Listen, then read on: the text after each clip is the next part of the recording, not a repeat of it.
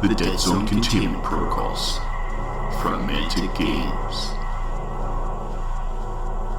Nothing Personal by Greg D. Smith. Petter pressed the door chime, tensing as the intercom buzzed into life and the impatient tone of Executive Vostok rang out. Ivan Slavic, this had better be important, you understand? Even disembodied through the speaker, the voice lost none of its authority or arrogance. Petter flinched as if struck. Oh, yes, sir.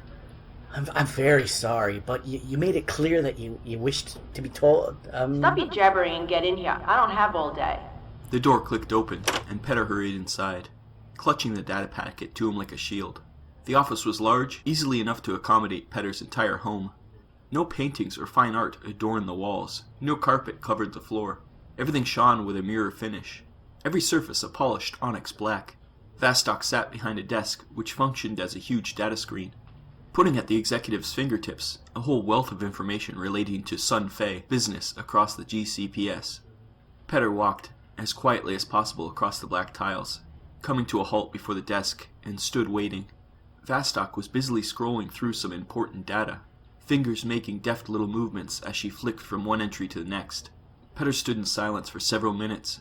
He began to wonder if Vostok had forgotten that he was there. It had happened before, and he elected to risk a cough. Are you dying, Ivan Slavic? The question fired out like a gunshot in the silence of the chamber. In spite of himself, Petter jumped. He took a step forward to the desk and held out the data packet, forcing his voice to remain steady as he delivered the news. It would appear there is a bit of a problem at the facility on Nexus I, sir. All contact has been lost, and the planet itself appears to be deleted from the NavCorp. Vostok's head shot up, pinning him in place with a fierce glance. When did this happen? It's approximately an hour and 37 minutes since the last transmission, sir. There was an agonizing pause as Vostok sat there staring at him. Ill-contained anger radiated from the woman in a palpable aura. Tell me, Ivan Slavic. When I said tell me immediately if we lose contact with any of our operations in the Fifth Sphere, was I in some way unclear? Sir, the data was... Save me your excuses. Vostok dismissed his explanation with a curt wave. We have no further time to waste. What was the last recorded transmission from the facility? Petter proffered the data packet towards the executive. This is a transcript of the last transmission, sir. Vostok snatched the data packet and opened it, eyes flicking back and forth as she went down the page. She stopped as she found the very words she had been hoping for. Monsters. Infection. It was the opportunity she had been waiting for. 5 years of placing small and fairly pointless research stations on every settled backwater mudball in the Fifth Sphere had paid off at last. Very well, Ivan Slavic. Thank you for your belated delivery of this news. She brought up a new window on the desk and began tapping in a series of authority codes to send a message to a secure channel. She'd need to act fast, or the opportunity would be lost. Tell me, Ivan Slavic, have you been keeping up with your xenology studies? Petter looked confused. He didn't see the link between the one and the other. Vostok sighed. It was so difficult to work with normal people. She often forgot just how much slower they were. As an orc was to an average human, so the average human was to Danislava Vostok. The Marauders, Ivan Slavic. The special assignment I gave you? Have you been keeping up with the studies, yes or no? Yes, sir, for the last 6 months.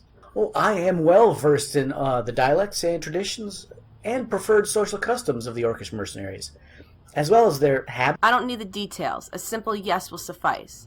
Today is your lucky day, Ivan Slavic. Today you are going to start using those talents for the good of the Sun Fei Corporation. Play this right, and there will be a healthy promotion in it for you. Petter stood there for a few seconds, brow knitted, and mouth hanging slack as his brain desperately looked for the part of the conversation it had missed. That'll be all, Ivan Slavic. You will receive further instructions in due course. Petter flinched as the rusted tannoy system blared the announcer's voice to the bar. Distracted by the screeching feedback, he stumbled into one of the patrons.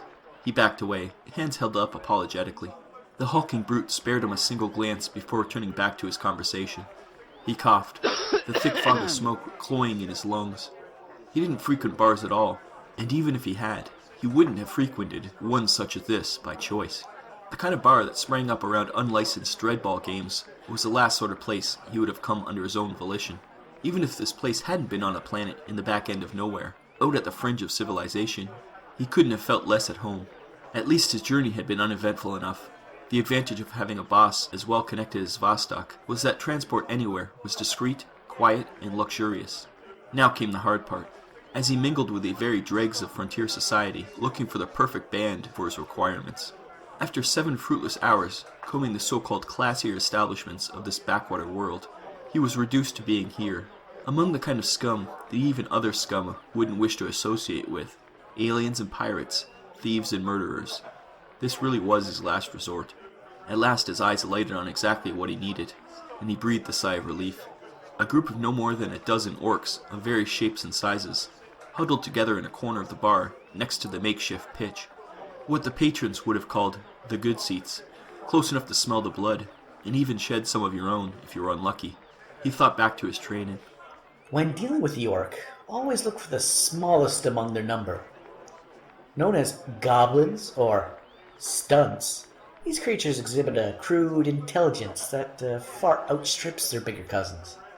It is to them that any initial questions or suggestions should be directed.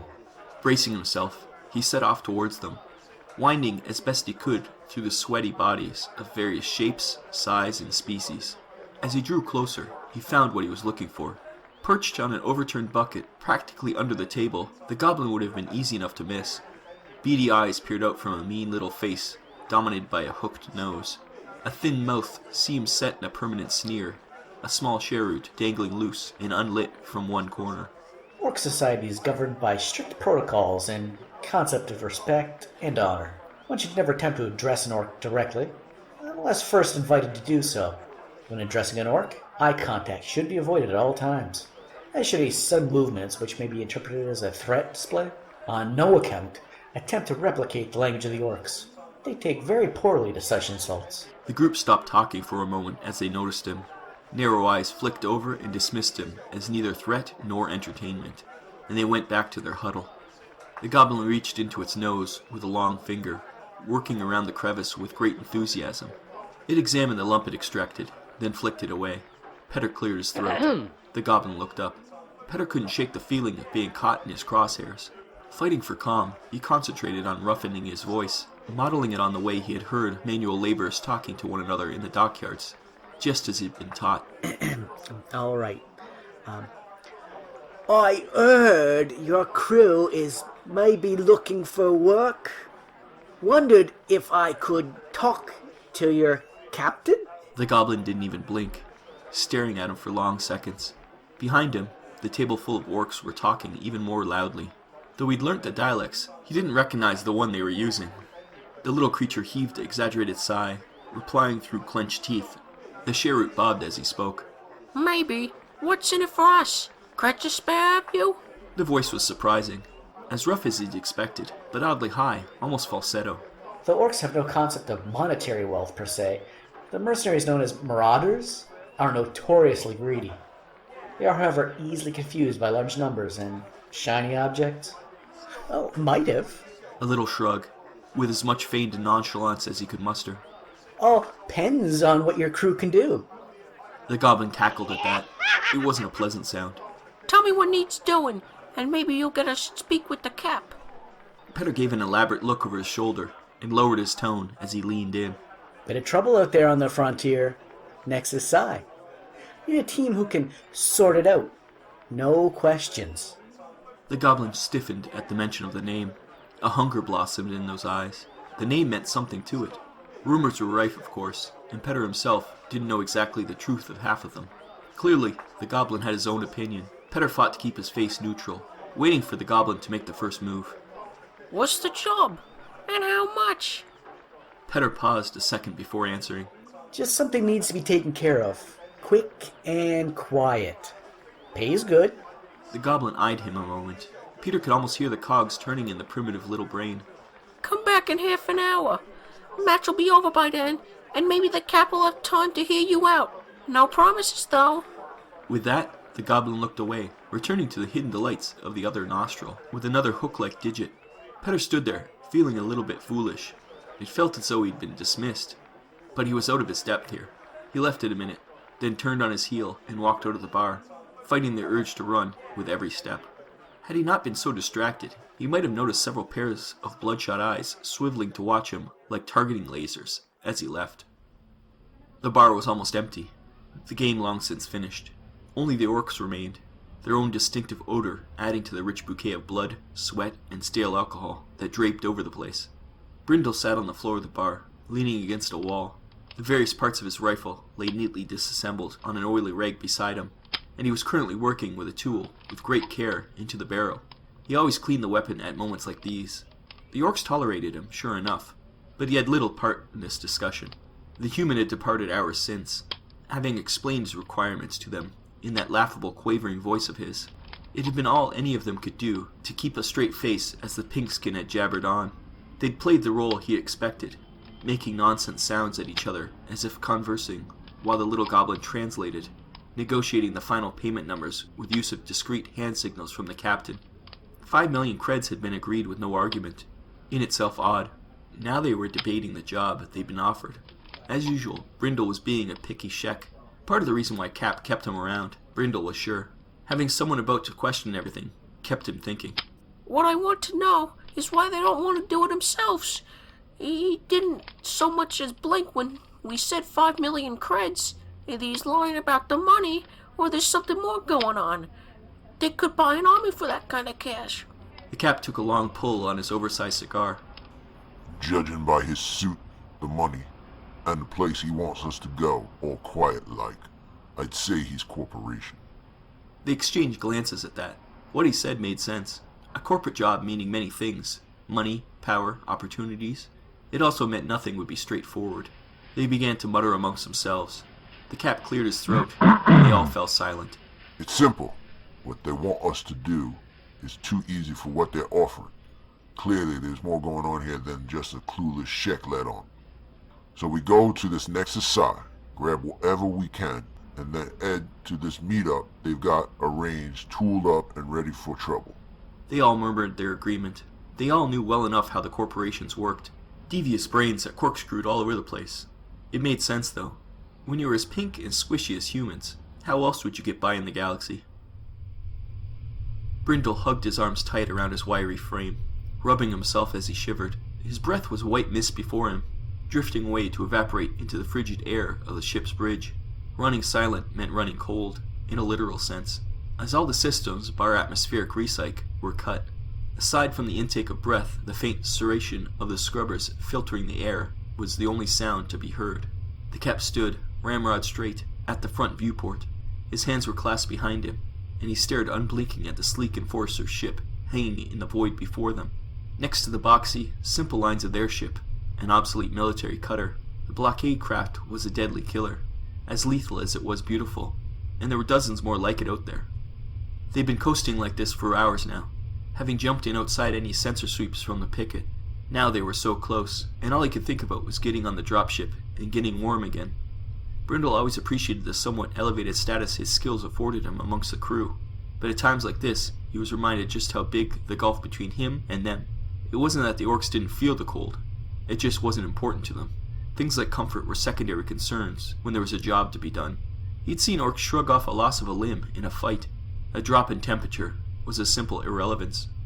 A light on the panel before the Cap winked to amber, giving them the signal that they passed through the small gap in the cordon that the human had promised them would be there. Though there wasn't a sound, Brindle felt the tension on the bridge slip down several notches. The Cap turned on his heel without a word, nodding to the crew. As one, they picked up their weapons and packs and headed for the launch bay. Brindle picked up his own bundle and followed them. His rifle was safe in its watertight case, cleaned and disassembled together with stand, scope, spare barrels, and tools. His fingers hadn't been anywhere near steady enough in the cold to assemble it to his satisfaction. Besides, he'd need something to do to while away the journey to the surface. Corporal Logan wiped his face with the back of his hand, noting with a sigh that it came away caked in soot and rancid sweat. Without thinking, he checked the clip on his rifle again. Full charge. That should have been comforting, but then, supplies weren't really an issue. He had charge clips, food, water, and medical supplies to last for weeks, all in a pile of supply crates at the center of the rooftop. They'd been left there to make room on the last lander for the damn scientists. That had been 2 weeks ago. Remain here. Hold this facility and await extraction. He had overheard the orders being given to Sergeant Albin that day. and now they echoed in his mind. No further explanation had been forthcoming, but they'd all heard the stories. Beasts abroad in the jungles, hunting down men, women, and children without discrimination. Albin had been dismissive. Even if the tales are true, they sound like a load of dung to me. We've got a fortified position here, lads, he declared, his tone full of confidence. That had been his biggest mistake. When they came, the beasts were far worse than the stories.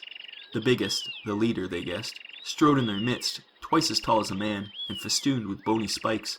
Enormous arms ended in clawed hands, the size of ground car wheels. Smaller, nimbler ones loped ahead, like primates on all four elongated limbs. Dubbed hunters by advanced patrols, they covered ground at an alarming rate. Logan had seen one punch Albin's head clean off his shoulders. It hadn't even paused, loping forward without so much as a glance back as the body toppled to the ground. At first, ignoring the stories of a hostile virus, Logan had convinced himself that the creatures were alien beasts. That had changed when he had seen the ones that were recognizably human. Dressed in the rags of a Sun Fae laborer uniform, name tag still attached, the sight had brought up a sickening realization. If it could happen to them, it could happen to him. It also meant they were dealing with an enemy that was smart, able to use weapons, and open doors. With the Sarge dead, Logan had taken charge of what little remained of his unit, pulling them back towards the rooftop extraction point. They had fought as best they could, but one by one they had fallen, until only he remained. He blocked the staircase as best he could, and used a portable welder from the stack of supply crates to steal the Neurodorium hatch, and now he sat here, waiting for the end. He gazed up at the sky, lost in this train of melancholy thought, the sporadic sounds of gunfire from below no longer registering. It had been like this for several days now, the wretches letting off rounds, more in apparent hope than expectation. At first he ducked with the sound of every shot. After several days, he learned to recognize when he was being fired at, and when they were just loosing some shots at random. He became aware of movement among the clouds. Something was coming down fast and hard. He brought up his scope, and squinted through it, the detail of the sky dizzying as he fought to focus on the object. Then he had it, a ship dropping like a stone through the clouds. He zoomed in as much as he could, taking the boxy, hard lines that spoke of something old and probably cheap. There was a sudden flare from the engine pods, and the craft began to arrest its descent. It was turning now, and he realized with mounting tension that it was heading for him. He wiped sweat from his eye and put the scope back into it, squinting hard and dialing the focus ring. His heart leapt for one stupid, naive moment as he imagined rescue coming for him at long last. Then the craft came into sharper focus, and he noted the matte black paint, the functional, brutal weapon pods hard-mounted to the flat surfaces, and finally the grinning face of the pilot, dirty yellow fangs showing stark against grimy face. Marauders. He'd stayed here defending this bloody facility from the infected for days on end, watching good people die around him, only to see it all getting taken away by a bunch of bloody pirates. He was surprised by the realization they didn't care as much as he thought he would. A clang from behind him caused him to jump, almost dropping the scope, heard scraping sounds, and even the occasional bullet strike from the hatch since he'd sealed it, as the wretched half-human members of the enemy, some of them his own ex-squadmates, had tested the defenses. This was different, though. The sound had rung out like a hammer striking a bell. As he looked around, the stairway hatch buckled outwards under a second blow. The hatch had been designed to stop a military-grade rocket at short range. He had nowhere left to run. There was no way off the roof that wasn't terminal, and no way back through the facility now. He ran to the far end of the roof and huddled down under his heat exchanger. If he could just wait it out, there was the tiniest chance that the pirates and the monsters would deal with each other. The craft came to a halt overhead, hovering with a whine of engines fighting against the pull of gravity. Side hatches were thrown open, and rappel lines dropped to the rooftop, followed by creatures of various sizes. The smallest, less than half the size of the others, scampered over to the heat exchanger next to the one under which Logan cowered, kneeling down and unslinging the rifle across its bony back. For one heart-stopping moment, he thought he'd been spotted, and that the creature was headed for him. He breathed a sigh of relief as the goblin settled into a firing position, eye to the scope, as he scanned the ground below. The other orcs were already hefting a mixture of guns and bladed weapons, flexing their muscles and looking around, tense and alert. Logan had heard stories of the orcs. Of course, who hadn't? But he'd never seen them in the flesh before. They were far bigger and more opposing than even the wildest exaggerations had suggested. Heavy set, their huge protruding jaws and receding foreheads gave them a primitive look. But there was an intelligent gleam in their eyes, which marked them as more than simple thugs. After 2 weeks of fighting the plague, Logan hadn't expected to see anything else that could unnerve him more. He'd been wrong. The hatch gave way with a final crash, and the huge infected emerged from the hole it had created, roaring its defiance. It stomped onto the roof and stopped, taking in the sight of the unexpected orcs with an almost quizzical look. 2 of the hunters appeared behind it, loping forward on their knuckles, sniffing the air. Behind them, there was the suggestion of many of the humanoid beasts, though how many was impossible to tell. The orcs, for their part, stood ready but unmoving, waiting for a signal. Neither side seemed willing to make the first move. The leader of the orcs, obvious by his long black greatcoat with its gaudy brocades, and his peaked officer's cap, broke the stalemate with a chopping motion of his right hand. There was a sound like tearing silk, which seemed to come from above, and a line of tiny explosions erupted along the roof, bisecting one of the hunters and leaving both halves flopping wetly to the ground. Logan ducked further, recognizing the sound of a chain cannon when he heard it. The lead infected roared, and the huddle of infected behind it seemed to wake up, firing off shots that had the orcs diving for cover. A mixture of laser rounds and bullets spanked off the ground and the various bits of shelter the orcs had taken. They began to return fire, disciplined and organized, using short bursts of clattering, automatic fire to suppress the enemy. The surviving hunter surged forwards, bounding towards the orc captain. The big orc stood his ground, looking oddly unfazed amongst the fusillade enveloping him. There was a whip crack from beside Logan, and the hunter's head exploded, blood and brain matter drenching the roof. The body lolloped on for a few more feet before inertia dropped it in a tangled heap. The biggest beast was already moving, picking up speed as it thundered across the rooftop towards the pirates. The tearing silk sound came again, painfully loud this time, and a line of bloody craters stitched their way up the body of the creature.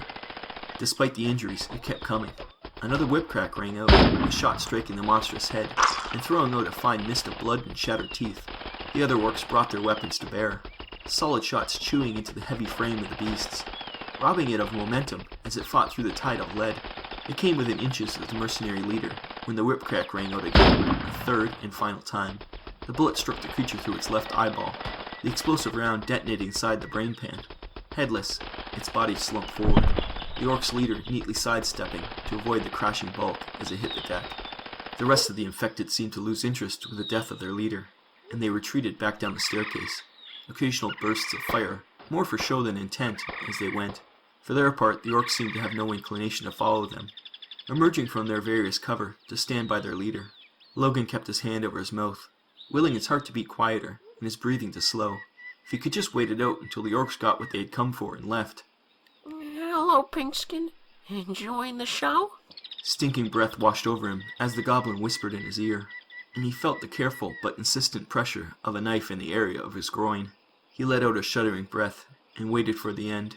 He was lifted out of his hiding space by powerful arms and dumped on the floor. Opening his eyes and squinting against the glare of the sun, he felt a shadow pass over him, and found he was looking up at the orc captain, who was still smoking a cigar with the air of incredible calm. It took him a moment to realize he was being asked a question. Sorry? I said, have you got the key for the data archive? Only it'll save a lot of time and trouble. Logan spluttered. He wasn't really sure what was happening. I don't know what you're talking about. What data? The science team pulled out 2 weeks back. They took everything with them. We were just holding on for extraction. The orcs looked at one another. He could tell that this was news to them, though they didn't seem entirely surprised, more intrigued. One of the orcs spoke up. Looks like we wasted a trip, Chief. The captain looked at him, and there seemed to be some unspoken conversation between them. No such thing where the corporations are concerned. It's just a case of finding something else they'll pay us for. They both grinned, turning to look down at Logan. Stars winked at Petter from the bridge view screen of the brazen moon. The signal from the orcs confirming that they had accomplished their mission and were en route had come through 4 hours, 19 minutes, and 37 seconds ago. That the data they retrieved was worthless had apparently escaped the brutes, just as intended. The plan was simple. The orc ship would be crippled the moment it arrived, and they would board it and take their prize. The moon was the pride of the Sun Fae fleet, and if anyone cared to ask his opinion, he would have said it was overkill. From what he had seen of the orc ship, it was a ramshackle mess, in as poor maintenance as one might expect.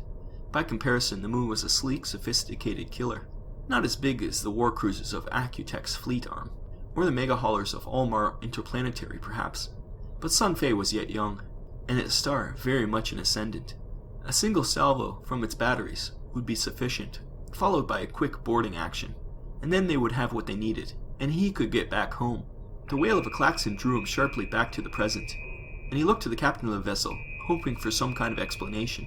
The officer had gone very pale, and a bead of sweat was running down the side of his face. He looked up at Petter, opening his mouth to speak, when the lights on the bridge went dark, and a red tinge suffused everything. A different klaxon blared to accompany the first, creating a discordant harmony that battered his ears. In the dim emergency lighting, the crew looked worried. Petter looked around, hoping that someone would catch his eye and explain to him what was going on. He chanced to look at the screen of the tactical officer to his right. The words "Translation Proximity Warning" in flashing red letters did nothing to calm him. When the port and starboard doors opened, and the soldiers began to appear on the bridge, weapons held ready, he knew something was very wrong indeed. There was a bright flash on the view screen. Suddenly, where there had been empty space, there was a ship that he recognized in an instant. It was York's craft, as expected, but something was wrong. It was already far too close, coming straight at them, and showing no signs of slowing. Petter just had time to reach for a nearby safety rail before the impact came. With a crash that reverberated through his gut, hard enough to make him nauseous, and a long drawn-out scream of metal, the two vessels collided. Petter was thrown to the deck, hitting his head hard as he fell. Reaching up, he felt warmth and wetness on his hand, and stared in horrified fascination at the blood coating his fingers. The awful noise continued, the two ships scraping together in a horrific embrace. He could just make out the screams of the wounded and shouts of soldiers over the sound of his own pulse racing in his head. He tried to stand, but was knocked down again by a crew member rushing past him. Earning a curse he didn't quite catch. The bridge seemed to be getting darker, and the noise around him was dissolving into a general buzz that filled his ears like static. His eyes snapped open to the sound of yelling, screaming, and gunfire. He wasn't sure how long he'd been out. It felt like only seconds, but the noises surrounding him suggested otherwise. The klaxons had stopped, and smoke drifted eerily in the red glow that still suffused the bridge. There was something else his brain was screaming at him to notice, something more important than the blood and the pain and the dizziness. He shook his head to clear it, and then wished he hadn't as a fresh wave of nausea rolled over him. He couldn't think. He couldn't grasp what it was. And then he didn't need to. A shadow fell over him, and he looked up into a broken, scarred face from his worst nightmares. The battle lasted a little over an hour. The defenders were well trained, well armed, and brave enough, but they had no idea what they were dealing with. They believed what the corporations had told them, taking the orcs for simple brutes, incapable of intelligent thought, and no match for them. It was a mistake that Captain Brando was always happy to exploit. He pushed a trembling, whimpering human officer out of her chair and made himself comfortable. With a contented sigh, he struck a match and lit the end of his cigar. Petter was transfixed, staring in horrific fascination at the apparition before him. This was all wrong. Surely nothing more than a bad dream. The brute was sitting on the bridge of the finest ship that the Sun Fei Corporation had to offer, and it didn't even seem scratched. You look upset. The voice, when it came, shocked him even more. It was deep and resonant, yes, but also clear and enunciated. The damn thing sounded almost cultured. Not surprising, really. Though you've hired stupid muscle. Didn't expect us to outthink you. The orc reached out with a boot and nudged the vacant chair next to his own. Come on, up you get. Petter simply stayed where he was on the floor, too dumbstruck to move or speak. The orc reclined back with a sigh of blue smoke and a slow shake of his head. Please yourself. Look, you tried to play us. We killed all your soldiers so's you not to try that again. Now we're square. So, how about we get down to business? Petter's mind was rebelling. His ears were telling it things that it simply couldn't cope with. He didn't realize he'd spoken out loud, until the orc laughed with a snort and then replied, Don't shake me about. You don't come to pick up point in a gunboat this size unless you mean to use it. You sent us down there to get infected. You know we can carry it, even though we're immune. Thought you'd knock us out of the sky, freeze us, and ship us back to your labs. The orc took a drag of his cigar. Stop me if I'm wrong. Petter opened his mouth to respond, but was hushed with a wave of a large green hand. Don't bother. I've seen the cryopods lined up in your hangar bay. Nice big biohazard symbols everywhere. Also, I saw what you were working on in your precious research station. Spoke to a former employee of yours who was more than happy to give us a tour when we realized he'd been left there as monster bait. He leaned back and blew a smoke ring out with a contented sigh, watching the gray wisp drift up into the darkness of the ceiling. Petter considered his position for a moment, then spoke up. He was surprised by how normal his voice sounded. So you're gonna kill me and take the ship? The orc pulled himself forward, resting his elbows on his knees as he looked the man straight in the eye. You know, I could. I can kill every Shek and pigskin I find on board. Get my pilot up there and haul it to the nearest port to bring in a full crew. Or maybe I could sell it. I get a decent price for a ship this size with a full crew of slaves already in place. Petter felt the color drain from his face. That's one way we could do it. I think there's a better way. We're gonna take this ship, and we're gonna speak to whoever your bosses are. I doubt they'll give a flying Shek about what happens to you. But I bet they care what happens to the ship and its crew. That puts us in a strong position to negotiate. The smile that emerged on the orc's face was a jagged, feral thing. I reckon they'll be willing to give us a fair price for its safe return. Probably double what we get out there. More to the point, we just seized their top ship. 7 of us. I'd say they'd find a use for us if they have any sense. Petter couldn't stop himself. From out of nowhere, he began to laugh. It was good, cleansing, and soothing. But it didn't stop there. It went on for so long that it became something else, something wild and out of control. All his years of drudgery, the years of fighting the urge to tell his self-important superiors where to shove it, and now this brute was going to bring them all down to his level. When the laughter finally subsided, he looked up again at the big orc, who was watching him intently, cigar clamped in his oversized jaws. Wiping the tears from his eyes, he pulled himself to his feet and brushed the dust from the cheap jacket he had been wearing for business excursions ever since he graduated from the Sun Fae Workers Orientation Program 5 years previous. Taking a moment to compose himself, he stuck out his hand formally, as if to a business associate. Let's start over, shall we? My name is Peter Ivan Slavic, and it would be my absolute pleasure to introduce you to my employers.